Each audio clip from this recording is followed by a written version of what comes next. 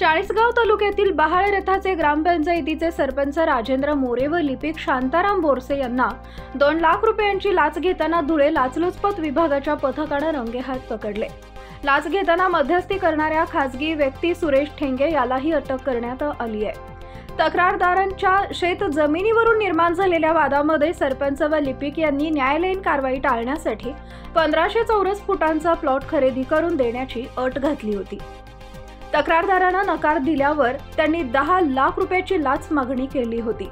तडजोडी अंती 5 लाख रुपये ठरवून त्यातील पहिला हप्ता 2 लाख रुपये देण्याचे ठरले। आज तक्रारदाराच्या बहाळ येथील घरी सरपंच व लिपिक यांना खासगी व्यक्तीच्या माध्यमातून पैसे घेत असताना लाचलुचपत विभागाच्या पथकाने सापळा रचून ही कारवाई केली।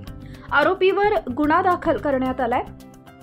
सदर कारवाई नाशिक परिक्षेत्राचे पोलीस अधीक्षक शर्मिष्ठा घारगे वालावलकर यांच्या मार्गदर्शनाखाली पोलीस उपअधीक्षक सचिन साळुंखे, पोलीस निरीक्षक पंकज शिंदे, पोलीस निरीक्षक रुपाली खांडवी तसेच पथकातील राजन कदम, मुकेश अहिरे, संतोष पावरा, प्रवीण मोरे, रामदास बारेला, प्रवीण पाटील, सुधीर मोरे, जगदीश बडगुजर अशांनी केली आहे। MDTV न्यूज धुळे तालुका प्रतिनिधी दिलीप साळुंखे। आपल्या परिसरातील घडामोडी पाहण्यासाठी आजच आपल्या MDTV न्यूजला सबस्क्राइब करा आणि बेल आयकॉन दाबा आणि रहा अपडेट।